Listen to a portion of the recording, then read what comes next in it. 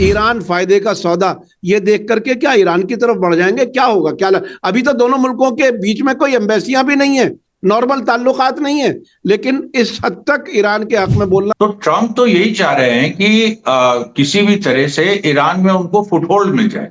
Iran की economy है, Iran के पास तेल है। इन तीनों इलाकों में जो उनके मुताबिक सिक्योरिटी जोन यानी जो कब्जा की हुई जगहें हैं, हम उनसे वापस नहीं आएंगे। क्या अब क्या वाकई इजराइल अब उस पर टिक पाएगा ईरान के इस बढ़ते हुए दबाव के बाद? नहीं, देखिए, इजराइल तो वापस जाएगा, इसमें कोई अब दो राय नहीं रह गई। लेबनान से भी जाएगा, सीरिया से भी जाएगा, गाजा से भी जाएगा। हाँ, ये प्रोसेस टफ है, लंबी है, और इसमें ईरान की भूमिका प्रमुख है कि वो कितना अमेरिका पे दबाव डाल सकता है। हेलो, नमस्कार, आदाब। मैं हूं मोहम्मद अहमद काज़मी, लेकर आया हूं आपका पसंदीदा कार्यक्रम आपके रूबरू। मीडिया स्टार वर्ल्ड लगातार आपको इस पूरी जंग की जो कवरेज पहुंचा रहा है उसे आप काफी पसंद कर रहे हैं, क्योंकि हम कोशिश ये करते हैं कि सही सोर्स से इंफॉर्मेशन आप तक पहुंचाई जाए, साथ साथ कुछ जानकार लोगों से मुलाकातें भी इसीलिए हम आपकी कराते हैं ताकि सही नैरेटिव, सही एनालिसिस आप तक पहुंचे। मुझे उम्मीद है कि आज का भी वीडियो आपको काफी पसंद आएगा। कई दिनों के वक्फे के बाद, गैप के बाद अमरेश मिश्रा जी से आज हमारी बात हो रही है। अमरेश मिश्रा जी बहुत ही बेबाक अंदाज में अपनी बात रखते हैं। वॉर हिस्टोरियन के तौर पर भी वो जाने जाते हैं और वो ईरान जा चुके हैं। जब ये जंग शुरू हुई उससे कुछ ही दिन पहले, 2-3 दिन पहले ही वो ईरान में थे, और अब फिर शायद वो बहुत जल्दी ईरान का सफर करने वाले हैं। हम समझना चाहेंगे अमरेश मिश्रा जी से, कल जिस तरह से ट्रंप ने अकेले बैठ करके साइन किया, सुपर पावर का प्रेसिडेंट, उसका ये हाल ईरान ने कर दिया, वो हम समझेंगे। और उसके फौरन बाद जो इजराइल ने अपने हमले जारी रख करके आज जो बात शुरू होने वाली थी स्विट्जरलैंड में, वो कैंसिल कराने में इजराइल कामयाब रहा है। आगे क्या होगा? ट्रंप कैसे नकेल कसेंगे नेतन्याहू पर या अपनी बेइज्जती और कराएंगे? अमरेश मिश्रा जी, वेलकम है आपका। मीडिया स्टार वर्ल्ड को आप वक्त दे देते हैं, उसके लिए बहुत बहुत शुक्रिया। क्या देख रहे हैं? आज स्विट्जरलैंड में होने वाली बातचीत कैंसिल हुई, ईरान ने कह दिया हम डेलीगेशन नहीं भेजेंगे जब तक लेबनान पर हमले जारी रहेंगे। कैसे देख रहे हैं आप हालात को? नहीं, देखिए काज़मी साहब, पिछले दिनों से हम लोग शायद उस समय बात हम लोग ने नहीं की थी जब एमओयू की बात आई, साइन हुआ। बहुत कुछ बदल गया। देखिए क्या है, सबसे बड़ी बात यह है कि ईरान की एक शानदार जीत हुई है। अब उसको हम लोग बहुत बार काफी मतलब जोश से और हर तरह से बोल चुके हैं, इसलिए यहां पर हम थोड़ा मेलो हैं लेकिन बात वही है, जज्बा वही है कि ईरान की जीत हुई है और बहुत बड़ी जीत हुई है, और इसके लिए सबको हम मुबारकबाद देते हैं। देखिए यहां पर महत्वपूर्ण बात काज़मी साहब ये है कि ट्रंप पीछे क्यों हटे और अभी जो पूरी सिचुएशन है वो क्या है। यहां पर आप ये समझ लीजिए कि लंबा इतिहास अगर आप देखिए अमेरिका की मिडिल ईस्ट पॉलिसी का, तो 2011 के बाद से एक अमेरिका पॉलिसी अपनाया था कि इजराइल को आगे करके हम मिडिल ईस्ट पॉलिसी अपनी चलाएं। और उसके पहले क्या था, 2003 से 2011 कि हम डायरेक्ट इंटरवेंशन करेंगे। लेकिन डायरेक्ट इंटरवेंशन में इराक वॉर में जिस तरीके से ये था कि इराक वॉर एक्चुअली ईरान को भी कमजोर करेगी, लेकिन हुआ उल्टा, ईरान मजबूत हो गया। तो अमेरिका ने कहा कि अब 2011 के बाद हम ईरान से समझौता करेंगे और हम इजराइल के माध्यम से मिडिल ईस्ट पे अपने हित बढ़ाएंगे। तो 2015 में करार हुआ और उसके बाद वो करार लेकिन 2018 में टूट गया। और उधर जो इजराइल की जो पूरी बात थी, इजराइल उभर रहा था, लेकिन इजराइल को 7 अक्टूबर 2023 के बाद से जो Iran led axis of resistance है उसने पीछे कर दिया। तो अब इससे देखिए क्या हुआ है कि अमेरिका, जो अभी अमेरिका मैदान में आया जो ईरान से जंग लड़ने, ये दरअसल अमेरिका की पॉलिसी थी नहीं। अमेरिका अभी नहीं चाह रहा था कि वो आगे आके सीधे आए। ये चीज ईरान जानता था और ईरान को ये समझ में आ रहा था कि जब तक हम अमेरिका को सीधे जंग में नहीं लाएंगे तब तक वो बात नहीं बनेगी, क्योंकि इजराइल से मान लीजिए हिजबुल्लाह लड़े, हमास लड़े, वो एक लड़ाई चलती रहेगी और उसमें अमेरिका पीस मेकर की तरह सामने आएगा, वो जैसे आया गाजा में, वो ड्रामा करेगा कि हम देखिए, हम इजराइल को अमेरिका ही सपोर्ट कर रहा है, लेकिन ये भी कि गाजा में हमने ट्रूस कराई और ये किया। ट्रंप यही चाहते थे कि ईरान और इजराइल में जंग हो और वो दूर से देखें और इजराइल की मदद करें और फिर कहें कि पीस होनी चाहिए, पीस होनी चाहिए, और फिर ईरान को दबा के जो वो चाहते हैं ले। लेकिन ईरान ने जो मास्टर स्ट्रोक चल दिया वो ये हो गया कि उसने इजराइल को इतना परेशान कर दिया और इतने अलग अलग फ्रंट पे परेशान किया कि इजराइल को कहना पड़ा अमेरिका से कि आप सीधे आओ। और जो जून 2025 में जंग हुई थी उसमें भी अमेरिका सीधे आया था, और उसमें नेतन्याहू ने यह भी दिखाया अमेरिका को कि देखो कितना आसान है ईरान से लड़ना। और मेरे ख्याल से ईरान ने इसको और ज्यादा एक ढील भी दी कि हाँ ठीक है, आसान है लड़ना। कुछ लोग ईरान के मारे भी गए बड़े, मतलब उस समय जून 2025 में। तो एक ट्रंप को ये लग गया कि हम सीधे आके हमको फायदा है। लेकिन सीधे आके फिर जब ये जंग शुरू हुई 28 फरवरी से जो शुरू हुई, इसमें जब ट्रंप सीधे आए तो वो ईरान ने जो ईरान का अपना एक ट्रैप था उसमें उसने अमेरिका को फंसा दिया, और वो उसने जो रीजनल एलाइज हैं अमेरिका के उनको मारना शुरू किया। जो भी वीक लिंक्स थे अमेरिकन चेन में उनको मारना शुरू किया, और अमेरिका को लग गया कि ये हम बुरे फंस गए। अब ये, और फिर ईरान ने स्टेट ऑफ हुर्मुज कब्जा कर लिया, और वो भी ऐसे समय किया जब ईरान को ये लग गया कि अब यही समय, पहले भी कर सकता था ईरान, लेकिन उसने कहा यही समय, और उसने सही वक्त पे किया। और अमेरिका को लगा कि अगर अब हम इस जंग को आगे खींचते हैं तो बहुत बड़ा नुकसान ग्लोबल इकोनॉमी का हो, ग्लोबल इकोनॉमी डिप्रेशन में चली जाएगी, और ये अमेरिका झेल नहीं सकता था। इजराइल का पर्सपेक्टिव अपना थोड़ा नैरो है, रीजनल है, और इजराइल ये दिखाना चाहता है कि ग्रेटर इजराइल के माध्यम से अमेरिकन इंटरेस्ट आगे बढ़ेंगे। लेकिन अमेरिकन इंटरेस्ट आगे कैसे बढ़ेंगे ये अमेरिका भी उसका असेसमेंट कर रहा था। तो जो अमेरिका को बताया गया था कि इमाम अली खामनेई को शहीद करके और टॉप लीडरशिप को मार के और प्रोटेस्ट करा के हम रिजीम चेंज करा देंगे, वो हुआ नहीं।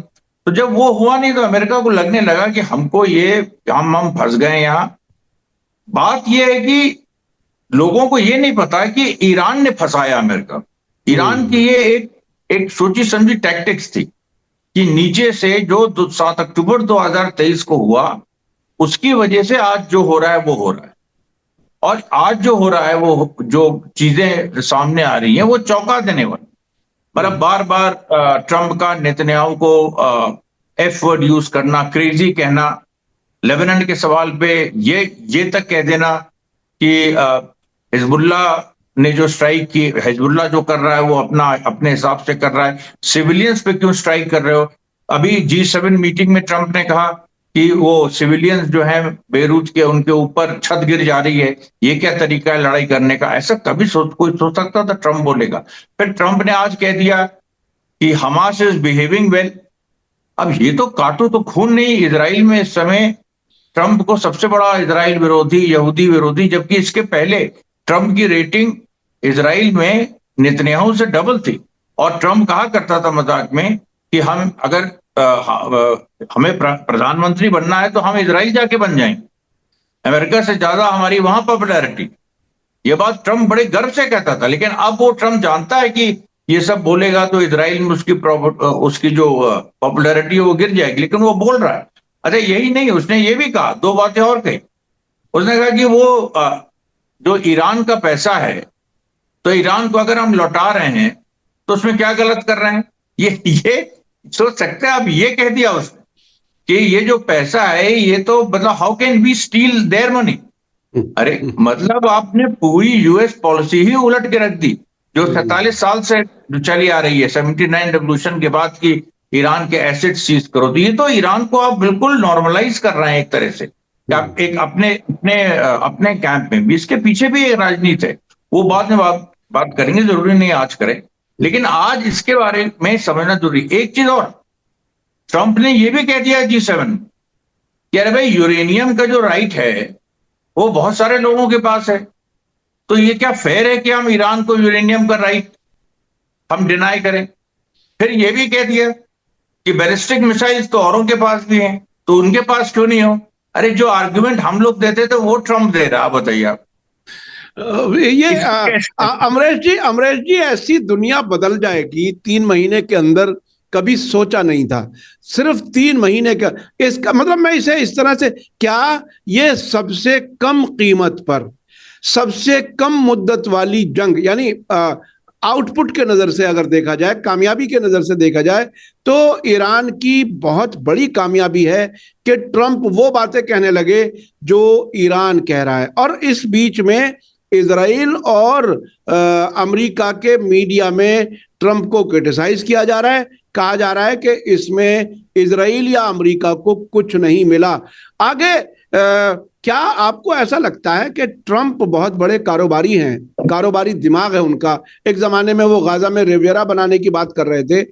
ऐसा तो नहीं है कि अब ईरान अगर ईरान से कहे, अमेरिका से कहे कि हमें 250 हवाई जहाज चाहिए बोइंग के, हमें ये सब चाहिए, तो ये बिजनेस देख करके इजराइल एक तरह से बोझ और ईरान फायदे का सौदा, ये देख करके क्या ईरान की तरफ बढ़ जाएंगे? क्या होगा, क्या अभी तो दोनों मुल्कों के बीच में कोई एम्बेसियां भी नहीं है, नॉर्मल ताल्लुकात नहीं है, लेकिन इस हद तक ईरान के हक में बोलना, आगे कैसे देख रहे हैं? नहीं, ट्रम्प तो यही चाह रहे हैं। देखिए, यही मैं कह रहा था कि इसको अगर एनालाइज किया जाए जो हो रहा है, तो ट्रम्प तो यही चाह रहे हैं कि किसी भी तरह से ईरान में उनको फुटहोल्ड मिल जाए। ईरान की इकोनॉमी है, ईरान के पास तेल है, बल्कि ट्रम्प ने कहा भी कुछ दिन पहले एमओयू साइन होने के पहले कि मैं तो चाहता था अंदर घुसे, ग्राउंड इन्वेजन हो, खर्ग आइलैंड पे इन्वेजन हो जाए, मैं कब्जा कर लूं, ईरान के पास इतना तेल है, हम लोग के लिए बहुत फायदेमंद है। लेकिन उन्होंने कहा कि American people are not up to it. उनका मतलब था सेना ही नहीं तैयार, वो खर्ग आइलैंड पे कब्जा करना, फिर ग्राउंड वॉर, फिर उसमें अमेरिकन कैजुअलिटीज, फिर वही इराक, वही वियतनाम वापस हो। ये ट्रम्प इतना इतना पेशेंस ट्रम्प के पास रही नहीं, ना वो इतनी बड़ी कीमत दे सकते। वो कारोबारी हैं, उनको ये बिल्कुल लगा कि ईरान के साथ अगर संबंध बनाओ आज नहीं तो कल, कोई ना कोई फायदा अमेरिका को होगा। अमेरिकन कैंप में ईरान इतनी जल्दी नहीं आएगा किसी भी हालत में, जब तक इजराइल का एक सवाल बहुत बड़ा है। लेकिन एक संबंध बन सकता है, संबंध की शुरुआत हो सकती है, और कुछ ना कुछ कारोबार भी हो सकता है। अब ये तो बात बीच में आई थी कि ट्रम्प ईरान में भी रियल एस्टेट उनको जहां दिखता है वहां कूद पड़ते हैं, तो रियल एस्टेट एक वहां पर होगा, और वो अपने विटकॉफ को भेज देते हैं जो एक्चुअली उनके प्रॉपर्टी मैनेजर हैं, उनको दूत बना के भेज देते हैं, अपने सन इन लॉ को भेज देते हैं। ईरान भी में भी जब पता चला है कि जब बातचीत चल रही थी कराची से और ईरान की डेलीगेशन, तो ये सब बातें भी वो लोग छेड़ने की कोशिश कर रहे थे। तो उनसे कहा गया अभी चुप रहो, अभी इन सब ये वक्त नहीं है इन सब चीजों का।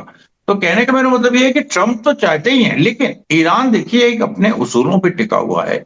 और जो मुस्तफा खामनेई का बयान आया वो बड़ा इंटरेस्टिंग है। उन्होंने कहा कि मैं उसी पर आने वाला था कि मुस्तफा खामेनेई का जो बयान है, जिसमें उन्होंने कहा कि मेरी राय अलग थी, लेकिन प्रेसिडेंट ने कुछ वादे किए हैं, कुछ बताया है, इसके बाद हम इसको एक्सेप्ट कर रहे हैं, इसलिए सबको एक्सेप्ट कर लेना चाहिए।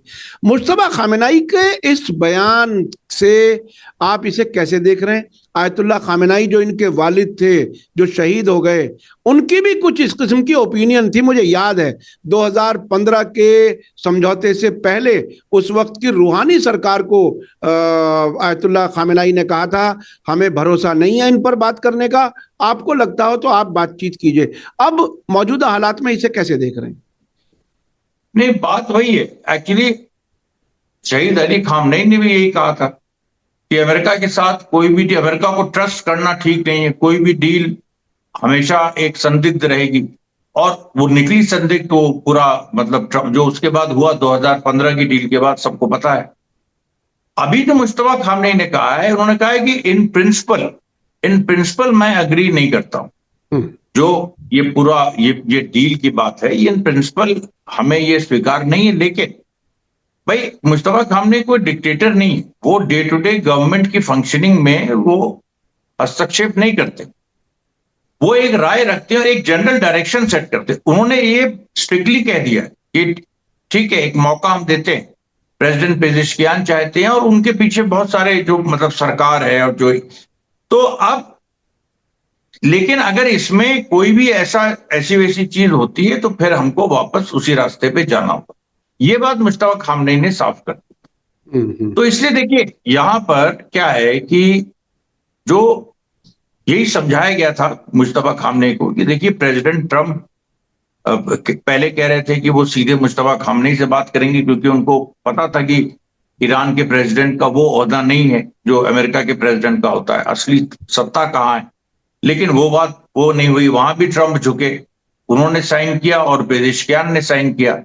तो और बहुत सारे मुद्दे जो अब उभर के सामने आ रहे हैं, जिस तरह से ट्रंप बोल रहे हैं, सैंक्शन वगैरह हम सुनते हैं कि अभी से हटने शुरू हो गए हैं, नेवल ब्लॉकेड हटना शुरू हो गया है।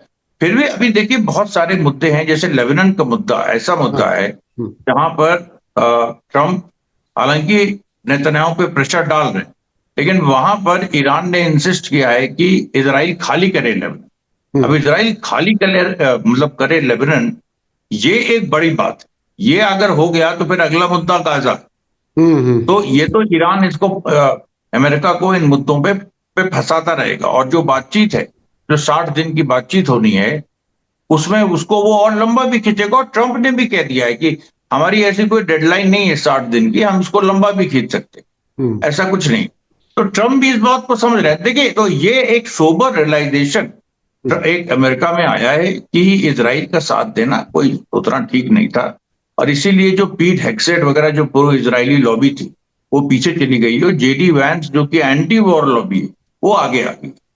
तो ये देखिए सूरत हाल जी। अच्छा, जो प्रेस कॉन्फ्रेंस में जो बातें कही जेडी वेंस ने, जिसमें इजराइल को अच्छा खासा, उन्होंने इस हद तक कहा कि सिर्फ ट्रंप पूरी दुनिया के लीडर्स में से अकेले ऐसे हैं जो अब भी इजराइल के साथ सिंपैथेटिक हैं।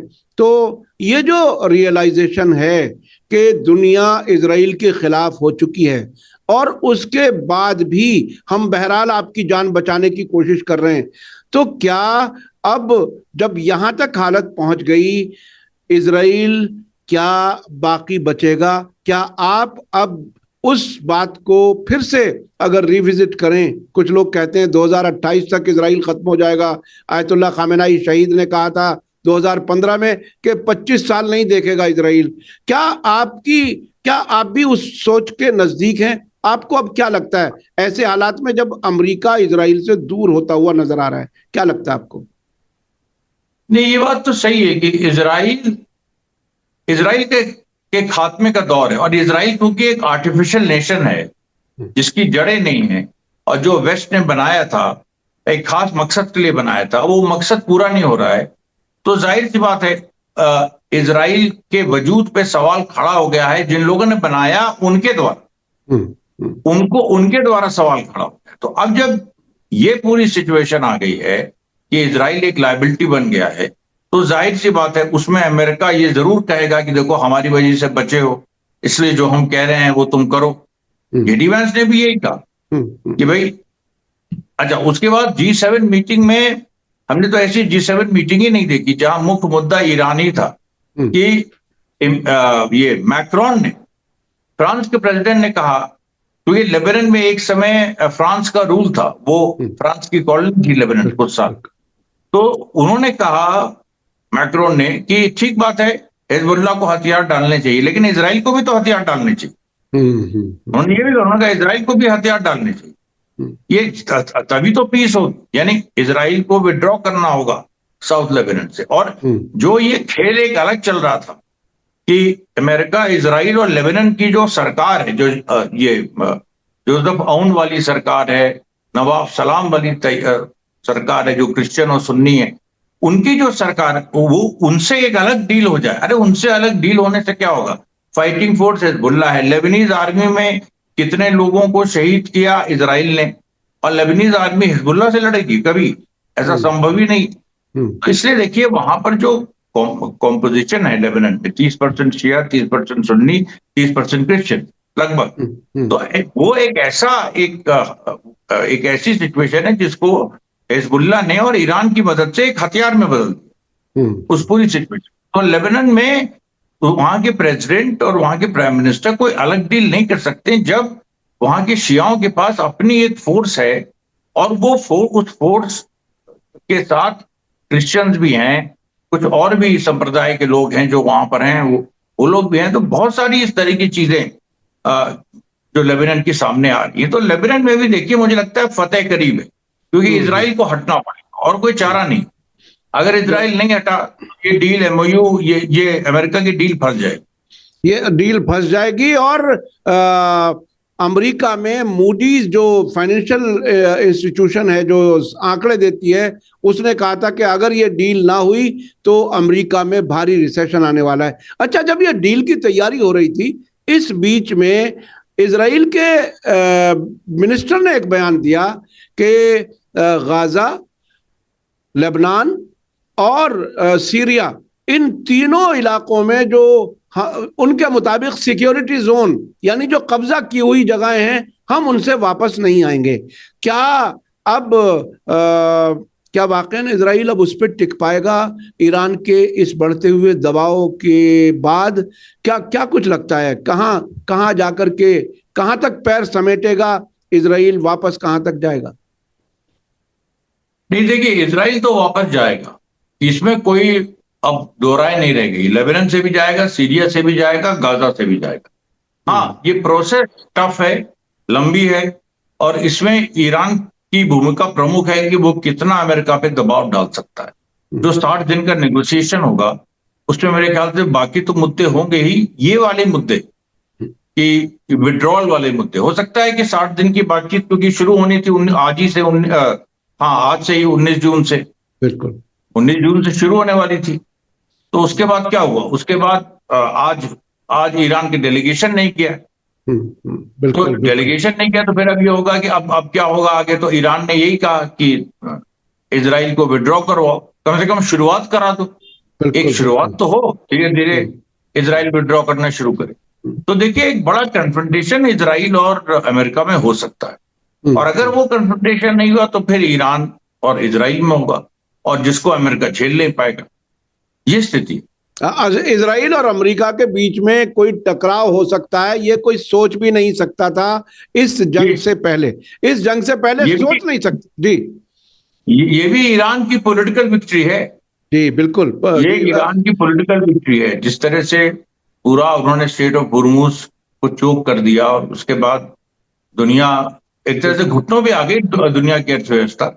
बिल्कुल। तो ईरान के प्रेसिडेंट पेजेश्कियान ने इस बात को कहा था कि अमेरिका और इजराइल के बीच में जो इख्तलाफ है, बल्कि उन्होंने दूसरी तरह से कहा था, एमओयू पर इजराइल को जो गुस्सा आ रहा है वो हमारी कामयाबी का साफ इशारा है। अच्छा, मैं थोड़ा सा समझना चाहता हूं, ये जो 60 दिन के लिए हॉर्मुज खोला जा रहा है प्री वॉर जैसी सिचुएशन में, लेकिन फिर भी ये बात आ रही है कि आपको हमारी जो वो अथॉरिटी हमने बनाई है हॉर्मुज की, उससे तालमेल करना पड़ेगा, और रूट के सिलसिले में कौन सा जहाज कब गुजरेगा, ये सब 60 दिन चलेगा, यानी टोल नहीं लेगा, ऐसे कुछ इशारे हैं।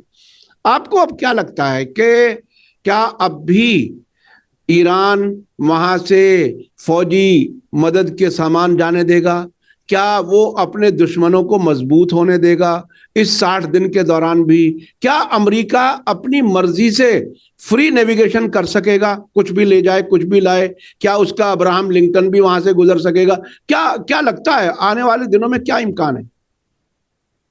नहीं, ये बात साफ एमओयू में हो गई है, और 60 दिन के नेगोशिएशन में भी इस पे और मोहर लगेगी कि अमेरिका की जो नेवी है, नेवल सप्लाई बोट्स हैं जो लॉजिस्टिकल सपोर्ट देती है, उसके साथ साथ मिलिट्री सप्लाईज, और इवन इजराइल के कमर्शियल शिप वहां से नहीं गुजर सकती बिना ईरान के साथ कोऑर्डिनेट किए हुए। ये तो अभी जो फ्री नेविगेशन की बात है, जिसमें अभी ईरान टोल नहीं ले रहा है और कुछ जहाजों को जाने दे रहा है, उसमें भी ईरान से तालमेल करना होगा।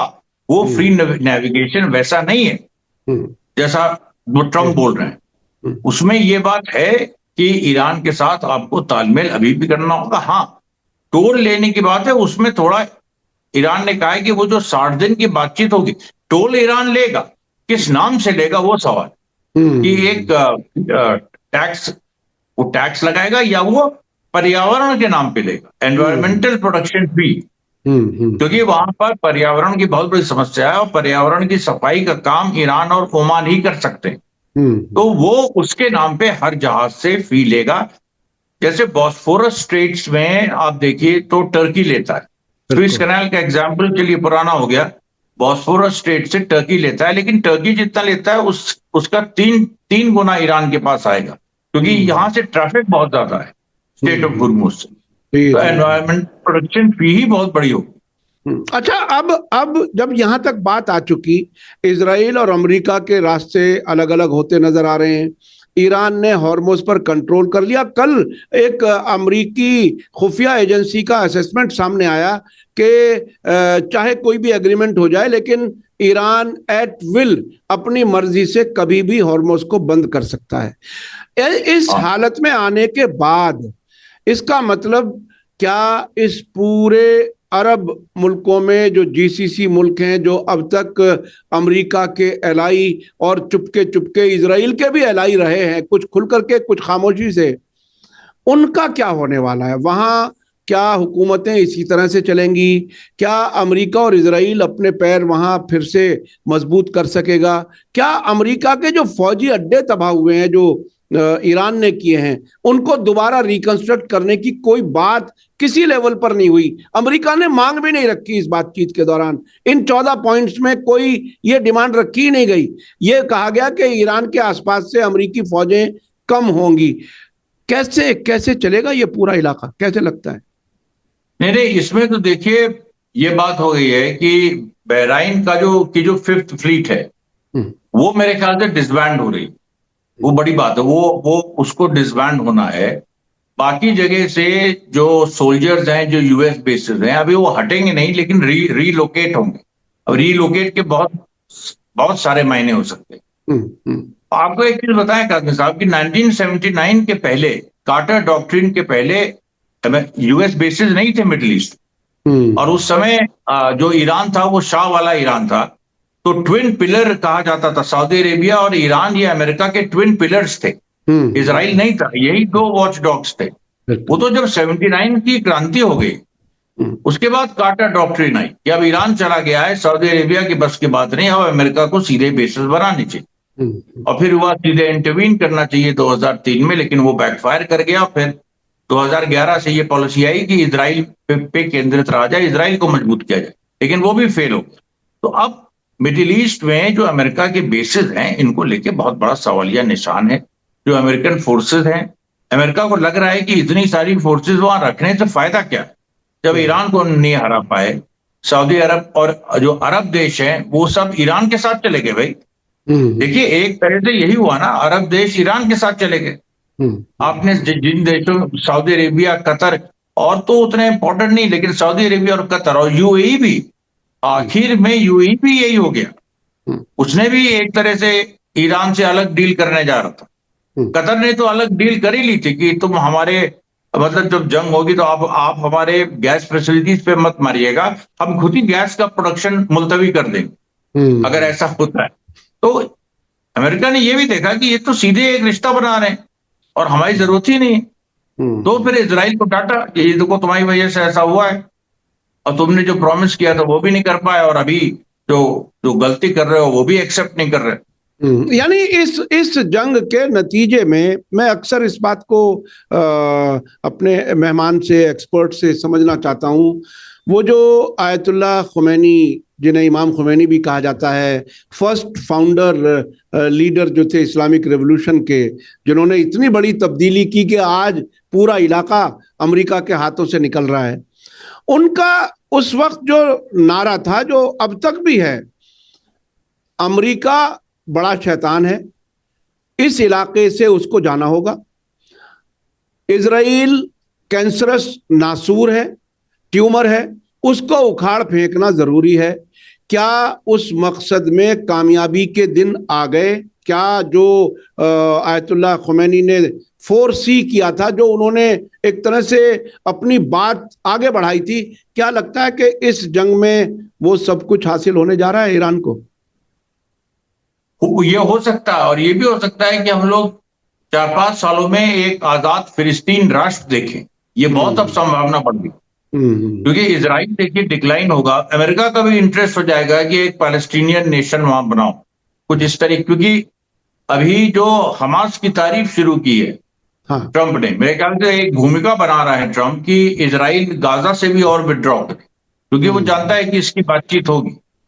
ट्रंप को गाजा में इजराइल रहे उससे कोई फायदा भी नहीं है, उसको फायदा ये ज्यादा है कि पैलेस्टीनियन राष्ट्र बने, उससे कुछ बिजनेस रिलेशन हो, इतने इंपॉर्टेंट रिसोर्सेज उस राष्ट्र के हाथ में होंगे, वाटर रिसोर्सेज खास तौर पे।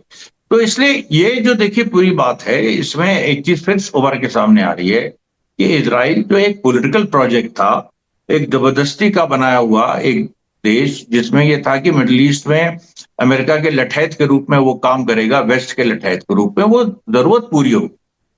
अब अमेरिका को लग रहा है कि वो जरूरत पूरी हो गई। वो अलग बात है कि इजराइल खत्म होगा, फिलिस्तीन राष्ट्र बनेगा, फिर एक पूरी डायनेमिक्स ही बदल जाएगी, फिर तो मिडिल ईस्ट एक इंडिपेंडेंट पावर ब्लॉक के रूप में इमर्ज कर सकता है with Iran as the leader, बहुत सारी चीजें संभव। यानी अब अमेरिका को इजराइल की जरूरत नहीं रहेगी, आप ये बात करें, और जब जरूरत नहीं रहेगी तो वो अपने कंधे पे वो बोझ क्यों लगाएगा कि वो अरबों डॉलर हर साल उसको मदद देता रहे। वो डायरेक्ट उन मुल्कों से क्यों ना ताल्लुकात बना ले, चाहे वो ईरान हो या आगे बनने वाला फिलिस्तीन, उससे भी अपने ताल्लुकात बना ले, तो क्या फिलिस्तीनियों को अपना हक मिलेगा? आइडिया ऑफ इजराइल पूरी तरह से फेल होगा? नहीं, मुझे तो लग रहा है कि आइडिया ऑफ इजराइल वैसे भी उसके पीछे कोई फाउंडेशन नहीं था, वो जबरदस्ती का एक था कि हमें गुंडागर्दी से एक राष्ट्र बनाना है, और वेस्ट ने भी कहा कि चलो बना दिया जाए। लेकिन उसका अल्टीमेटली वही बात आ जाती है कि लॉजिक उसका नहीं, लॉजिक नहीं बन रहा। तो अब वहां पर अब आप सोचिए, ज्यूज के लिए इंडिपेंडेंट होमलैंड और ये सारी चीजें, अब विश्व की जनता को समझ में ये सब बातें नहीं आती, जेन ज़ी को समझ में नहीं आती। इसीलिए गाजा की जंग में सब लोग फिलिस्तीन के साथ हो गए। 80% जो युवा है वो फिलिस्तीन के साथ है, बहुत बड़ी संख्या होती है 80% दुनिया का युवा। तो वो जो पूरी सिचुएशन है, और अभी जो इलीट्स हैं यूरोप अमेरिका के, वो नहीं चाहते कि बहुत बड़ा टर्बुलेंस हो जाए। कोई उन्होंने देखा ना, हार्वर्ड से लेके बड़े बड़े इंस्टीट्यूशन में विरोध हो रहे हैं, लोग अपनी डिग्रियां फाड़ रहे हैं, और जो इतने प्रेस्टिजियस अपने करियर दांव पे लगा रहे हैं स्टूडेंट्स, जब गाजा की जंग चल रही थी, तो वो सब उन्होंने देखा। फिर ईरान पे उन्होंने देख लिया कि ईरान के खिलाफ, ये ईरान के पक्ष में कोई था ही नहीं। 68% से ऊपर रिपब्लिकन पार्टी के यूथ वो ईरान वॉर के खिलाफ है, क्योंकि अमेरिका में बहुत बड़ा डर है ड्राफ्टिंग का, कि अगर किसी लंबी जंग में हम फंसते हैं तो हम भेज दिए जाएंगे, क्योंकि वहां ड्राफ्ट किया जाता है। पता नहीं वहां क्या हुआ, एक मतलब यंगस्टर्स को ड्राफ्ट, और वियतनाम वॉर में इसको लेके बहुत बड़ा मुद्दा बना था, और अंत में छात्रों की, युवाओं की जीत हुई जब मोहम्मद अली ने रिफ्यूज कर दिया था, बहुत सारे और लोगों ने रिफ्यूज कर दिया था कि हम ड्राफ्ट नहीं हो। वो अमेरिका दोबारा नहीं झेल सकता है उस तरह के संकट, वहां पर बवाल हो जाएगा। अभी जो अमेरिका इस समय जो जिस पाउडर के बारूद के ढेर पे खड़ा है, तो उसमें तो आग लग जाएगी। तो इसलिए ट्रम्प समझ गए कि वो कभी भी वो ग्राउंड ट्रूप्स असेंबल ही नहीं कर पाएंगे जो ईरान को ग्राउंड इन्वेजन कर सके। ग्राउंड इन्वेजन पॉसिबल नहीं है तो फिर तुम एयर और नेवी से बहुत ज्यादा कुछ अचीव नहीं कर सकते हो, तो बात यही खत्म हो जाती। ईरान को हराया नहीं जा सकता, ट्रंप इस नतीजे पर पहुंच गए हैं। तो ऐसी अब मैं बिल्कुल, हमारे पास वक्त कम रह गया, अब आने वाले 2-4 हफ्ते या महीने तक क्या क्या चीजें देखने को मिल सकती हैं? क्या अब भी इस पॉसिबिलिटी पे अभी भी कहीं जहन है आपका कि जंग होगी, या ये बातचीत ही आगे बढ़ेगी, अब कोई जंग नहीं होगी? क्या लगता है आपको? नहीं, कुछ अचानक हो जाए, कुछ बड़ी घटना हो जाए। देखिए, ईरान इजराइल में जंग होने की संभावना है, ये तो इसमें कोई इंकार नहीं कर सकता है। लेकिन अमेरिका और ईरान में वैसे ही जंग हो जैसे अभी हो रही थी, इसमें शक है, क्योंकि कहीं ना कहीं किसी न किसी स्तर पे बातचीत होगी। बातचीत ट्रंप भी चाहते हैं, और ट्रंप ये नहीं चाहते कि स्ट्रेट ऑफ हॉर्मुज़ दोबारा बंद हो जाए, और या अभी तो पूरा खुले ही नहीं, पहले पूरा खुले, ये ट्रंप चाहते हैं।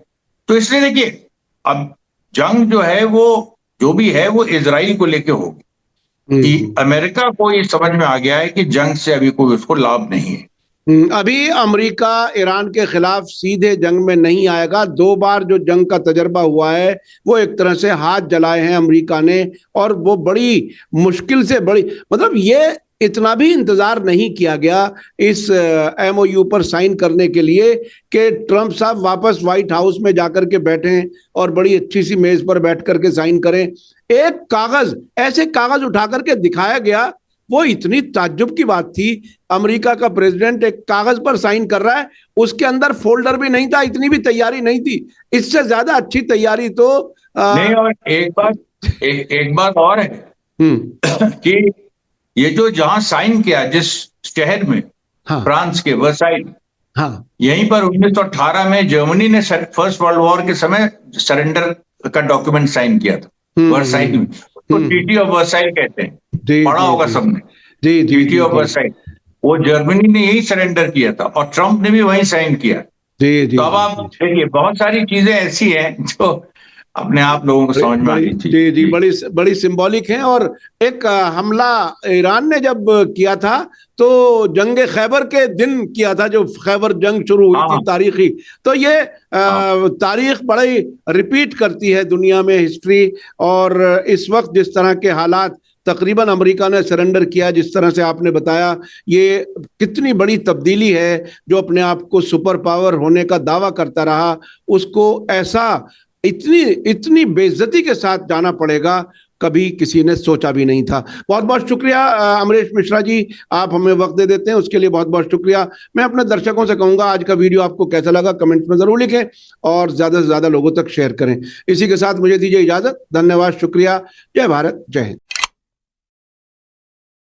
हमारे चैनल मीडिया स्टार वर्ल्ड को सब्सक्राइब कीजिए और बेल आइकॉन दबाइए ताकि हमारी हर नई वीडियो का नोटिफिकेशन आपको सीधे मिलता रहे। अगर आपको हमारी खबरें पसंद आती हैं तो उन्हें अपने व्हाट्सएप, इंस्टाग्राम, फेसबुक और ट्विटर अकाउंट्स पर शेयर करना ना भूलिए ताकि और लोग भी हकीकत से वाकिफ हो सकें।